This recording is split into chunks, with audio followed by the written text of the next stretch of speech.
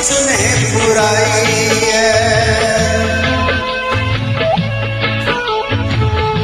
कोने जतने करी दूध अनार में हमरा देख लो ने चाहिए।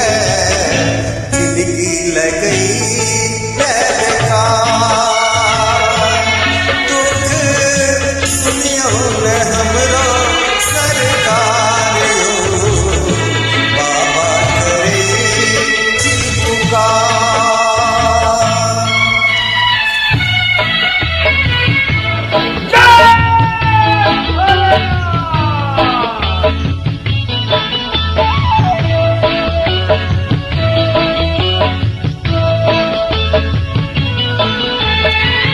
नहीं सरकार के लो किछुओ ने धर्म के लो माया के जाल में।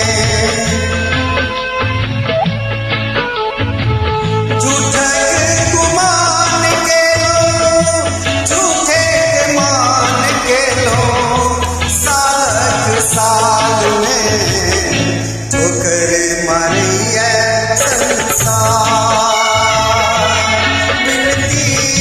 सुनियो न हमरो सरकार बाबा करे जी पुकार।